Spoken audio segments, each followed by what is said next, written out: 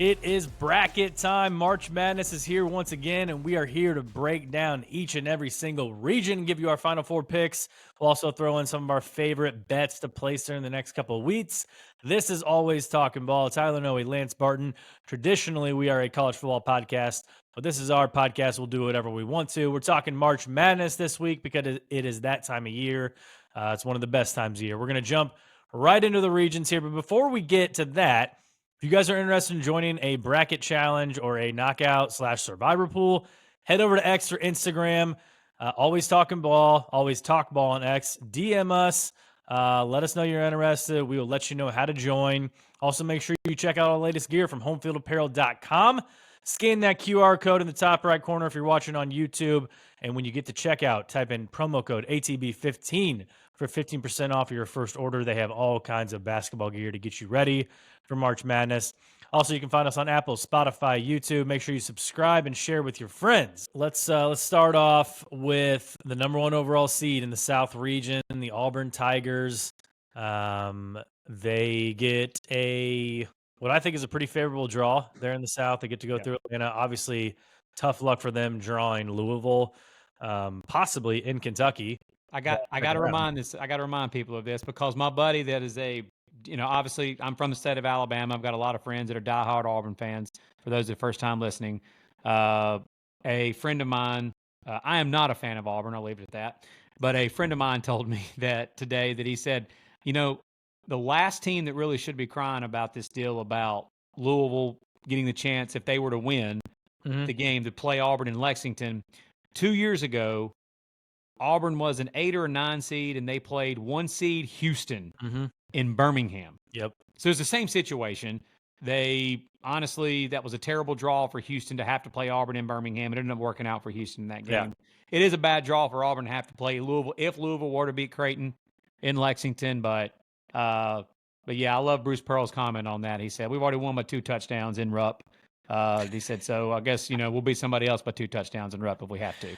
Yeah. All right, give me your favorite upset or upsets in this region. I mean, if I have to pick an upset, honestly, man, I do think that we're going to talk about this a lot probably throughout each bracket, that the metrics back this up too. Ken Palm shows it. A lot of your adjusted metrics show it, that these 1 seeds and 2 seeds and your 3 seeds, I mean, they are as strong as any 1 seeds and 2 seeds and 3 seeds as a group of a collection overall group that we've had in this NCAA tournament. Now, why is that? I think that's because that a lot of these teams are older, more experienced. Players are staying in college longer overall because of NIL. They can make a lot of money now in college hoops. They're not all of them are going pro as early as they used to. And you got a lot of these mid-major guys that are really good basketball players at mid-major places that are transferring to places like Auburn. I mean, Auburn's got 3 or 4 guys that are like that. Transferred in from mid-major places like Janai Broome and Chad Baker Mazzaro. Miles Kelly transferred in from Georgia Tech. Got a lot of guys that are experienced, good basketball players that have been playing college hoops for 4 or 5 years. And a lot of these teams are like that. But as far as to answer your question, I mean, dude, it's let me stop you there real quick.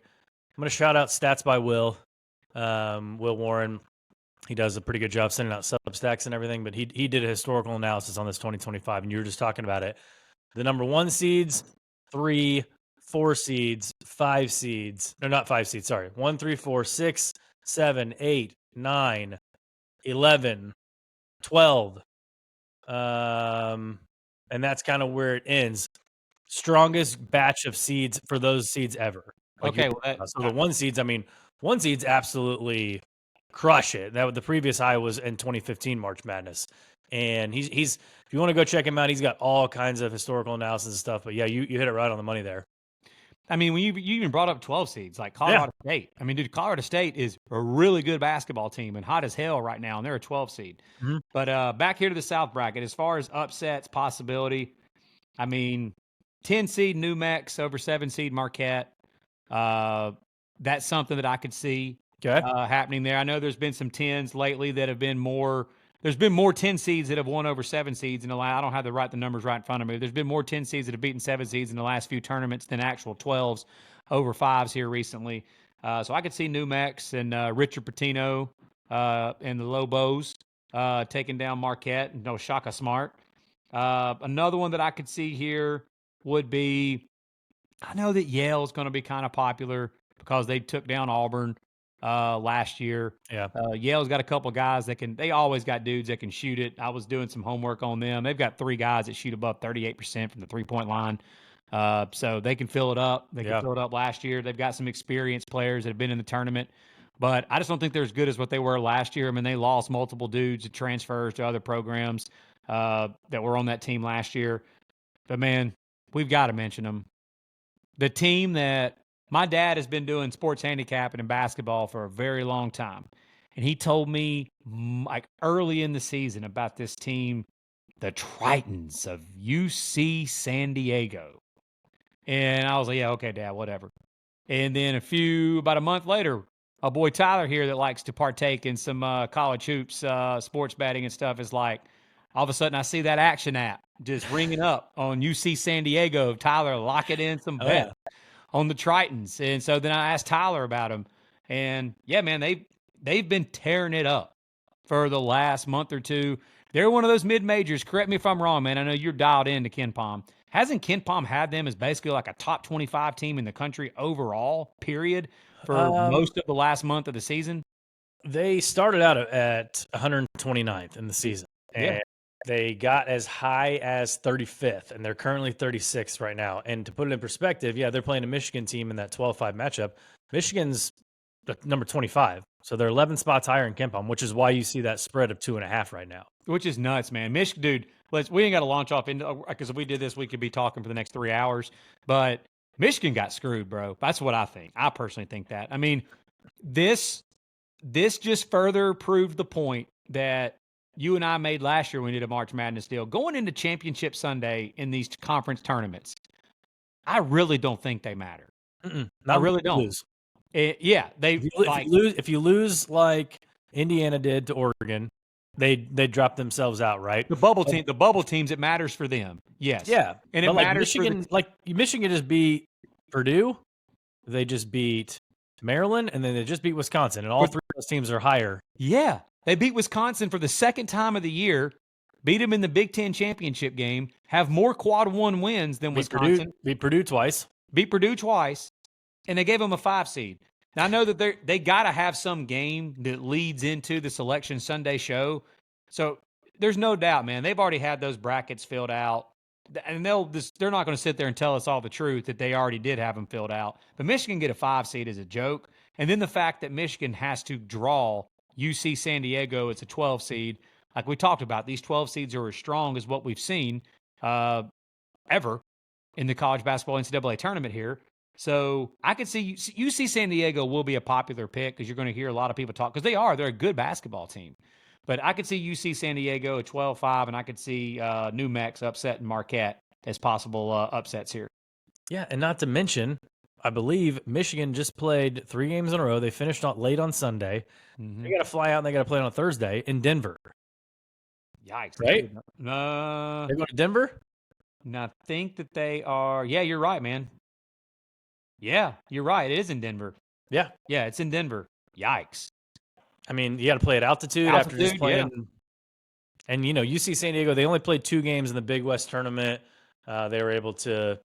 They structured that tournament the way, get their high seed in there, and they got UC San Diego and UC Irvine both in there. But Michigan's got to play at Denver. They got to play at 10 o'clock at night, East Coast time too, 7 o'clock San Diego time. I mean, it's all setting up for the Tritons to get a win here. That's tough, man. That's just a tough draw, man. Yeah. For Michigan and the crew. But yeah, that's 2 of the upsets I see. Did you have anything different than those? No, UC San Diego, I like that. I like that a lot. I mean, that's going to be a popular pick, I think. Mm-hmm. As far as on the other side of it, if you look for a guaranteed, seeds 5 through 8, like we're not going to include the top 4 seeds, but seeds 5 through 8 in this region, you think of one, I think of one just guaranteed to win. I'm actually going to go opposite from you. I'm actually going to say Marquette is just, I think they're going to win over New Mexico. Okay. I'm confident in that because, I mean, you want to talk about it, we can talk about it. Mountain West performance in the past in the March Madness has been nothing to write home about. You got Cam Jones from Marquette going against Donovan Dent. That's going to be a heck of a matchup. I think Marquette can throw enough bodies at Nelly Jr. Joseph down on the inside. And I think Shaka is itching to get to that 7-2 matchup to face Michigan State. Because if you know, a couple years ago, Marquette was a 2 seed, and they faced Michigan State, and Michigan State got them in the second round. So they're going to be looking for a little revenge on their mind after that New Mexico game. So I like Marquette. I like that, man. I like that. I can't be mad about that. I love that matchup. I love that matchup there too between the guard play in that matchup as well. What do you think North Carolina is going to beat San Diego State in the first four? Probably, because like it Yeah. just happens every year. Everyone bashes on the team that got in, and then all of a sudden, like you said, and they're 4.5-point favorites. So They're again, the going to Mountain West. be, yeah, dude. I don't think that they could possibly play more inspired basketball after what they've been hearing for the last few days. And there's probably going to be 80-20 North Carolina fans there in Dayton. Yeah. Yeah. You got to know too, man. They were fired up to put in North Carolina and Dayton on that first four matchup. But who do you think so Texas A&M we know beat Auburn here recently. That was right after Auburn had clinched the SEC. Yeah.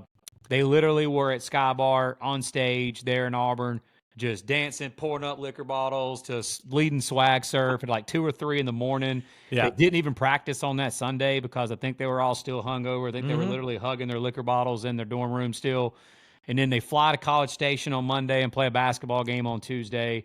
Got beat by Texas A&M, and that kind of started the little downfall. Auburn lost 3 of their last 4 games in the regular season. Again, really good teams that they lost to. Lost Texas A&M, lost to 2-seed Alabama, lost to 2-seed Tennessee. So they played some really good teams. But do you think Texas A&M could possibly, if they were to make it to the Sweet 16, do you think they could take down Auburn in the Sweet 16? I don't think it'll happen again. Just to be honest with you, I think they can give them a game, but if they get to the Sweet 16, it's against Auburn. I just think it'll be a lot tougher. Obviously, you see a heck of a lot more motivated team. Yeah, Auburn's a really good defensive team. They're look, their metrics on KenPom and stuff, offensive, defensive, all of it's just ridiculous. That's why they're number 1 overall seed. But A&M can, toughness and physicality wise, can hang with Auburn, which is why I think that'd be a solid matchup for them. Again, Wade Taylor IV, been playing forever for A&M, multi-time All-SEC player. But I'm with you, man. I don't think that Auburn would. I think Auburn would take care of them in the Sweet 16 if that's the matchup that ends up happening. My Auburn buddies are all like, "Please God, don't let it be Yale again. Like, don't let us see Yale again." Yeah, A&M does have they're 11th in D1 experience in the country, and they're 7th in minutes continuity this year. So they've got guys that have been there. They've got guys that have been there forever that are even coming off the bench now because of other players that have stepped up and played really well for them this year. But all right, let's do game by game picks here. All right. I'll go first. We'll go all the way to the Elite Eight. And we'll save that for later. But I'm gonna go Auburn. Obviously, I'm gonna take Louisville over Creighton. Okay. I just think having that Kentucky crowd, I like that for Louisville. By the way, I'm gonna go with you here just to for purposes of time. Yeah. I'll just go. Yeah. So I've got the same thing. I've got Auburn versus Louisville. Okay. I got UC San Diego over Michigan. Okay. For reasons we mentioned, and I've got A&M over Yale. I think it's just tough for teams to sneak up on people twice. Like the Yales, the Grand Canyons, the McNeeses, like they all had their time last year. Like obviously, winning some games, obviously having some hype around them. Yale beating Auburn, like it's just gonna be tough to duplicate that. They do a lot of things. They force A&M into a lot of things that A&M's not good at, especially shooting. But I just think A&M they just got too much. So I got UC San Diego versus A&M. Yeah, I've got Michigan pointed out against UC San Diego. I think Big Blue finds a way to get it done there. But dude, I don't feel good about it. Not one bit at all for a lot of the reasons that we just already talked about. I've got Tamu getting the win over Yale in that matchup as well. I just think the overall athleticism, depth for A&M, physicality, the defense. If you remember last year too, I'm not saying that San Diego State is the same team as last year. Like last year, San Diego State is this year's A&M, but the overall physicality and the athleticism and the kind of the style of play, defense, rebounding, etc. Like that is what A&M. A&M's really good defensive team, one of the best rebounding teams in the country. They limit you to one shot. So I think that A&M will get it done against Yale. Yeah. Bottom half of the bracket, I got Ole Miss coming out on top over either San Diego State or North Carolina. I don't think it really matters there. I think Ole Miss and Coach Chris Beard, unless he's focusing on taking another job, a certain one down in Bloomington. We'll see, but You hope. uh, You hope. yeah. So I think Ole Miss advances there, and I think they're going to play Iowa State. Although I do think Lipscomb is going to be able to hang around with Iowa State. The boys from Um, Nashville gonna give Iowa State a game. You think? That's my first bet of the week. Lipscomb plus 14.5. Hey, Played last night. I think they're okay. down to 13.5. I would still take a shot at Lipscomb. Iowa State's got some injury bug. I got a little Yeah, injury bug Keyshawn too. Cooper is out for the Yeah. tournament. They That said sucks, so. dude. Sitting at Lipsy's the end going of to the be year back, like this. Yeah. but losing their leading scorer. I mean, he's been out for a while, but just not having him back for the tournament, like they were going to be a solid Final Four contender. Yeah. And I think they're a team that can get to the Sweet 16 now, but it kind of takes out some of their punch. Yeah, I agree. By the way, same with you. I've got Ole Miss and I've got Iowa State winning both Okay. those games. Bottom half, I'm taking Marquette and I'm taking Michigan State. Second bet of the week, I took Bryant plus 19.5 against Michigan State. Bryant doesn't have a single dude in the starting lineup under 6'5".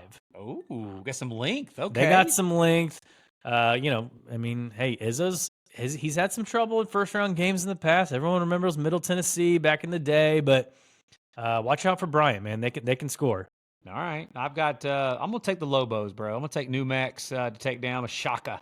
And We're gonna start calling you Mountain West Lands. I might need to, bro. I pooped on them last year for our March Madness episode, so you might need to. And bro, January, February, Izzo. Come on, bro. You know what it is. Yep. I'm taking Auburn over Louisville.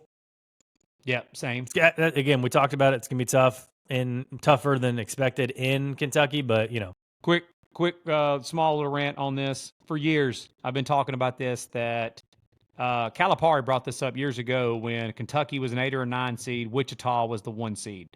Kentucky ended up beating Wichita in the second round. And after that, Calipari came to the defense of Wichita in a post-game presser and said, we're normally the ones that dealt with this here at Kentucky, that the committee will misseed a team, and that team gets punished. But not only that team gets punished, the 1 seed or the 2 seed, whoever the high seed is, also gets punished for having to play that team. Yeah. Auburn's much better than Louisville, okay? Mm-hmm. But Louisville should not have been an 8 seed. They should have been a higher seed than an 8. They were on the 6th line. Yeah, they should have probably been on the seed. What'd you just say? They should have been on the 6th line, but again, like we talked I was about, gonna say they should have been on the 6th line. We talked about the conference tournament clearly, wasn't taking advantage. Now they got screwed on the seed, but they placed them in Kentucky, so it kind of made up for it there. But they were one of the 2 teams that I thought were incredibly misseeded. We'll get to that other one here in a second, but we both got Auburn taking on or beating Louisville, and then I had UC San Diego versus A&M. I got the Tritons. I'm riding them. I'm riding to the Sweet 16, man. Dougie, my pops will be right there with you probably, man. Y'all been making some money on the Tritons all year. Might as well keep riding them. I've got Auburn versus TAMU versus Texas A&M in a Sweet 16 and a rematch there in a Sweet 16 matchup. All right, so that's 2 SEC teams in the Sweet 16 for Lance. Let's keep track. Keep count, baby. Ole Miss, Iowa State. I'm gonna take the Cyclones. I think Otzelberger and the boys get it done, and then Michigan State, Marquette. Marquette wants the revenge, like I talked about. Shaka's going to be an underdog in that game.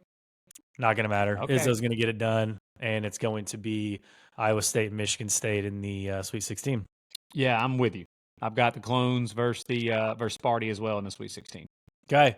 And then Auburn, UC San Diego. This is where I got to hop off that Triton train, man. I got to take Auburn to get to the Elite 8 in that one. And then Iowa State, Michigan State, if that game were to take place, heck of a game. That will be such a good game in the Sweet 16. 2 elite coaches. Yes. And I think Izzo finds his way to the Elite 8 and sets up a massive matchup with Auburn. Yeah, I'm with you. 1 and 2, chalk flying. I've got Bruce Pearl and Auburn taking on Sparty in the Elite 8.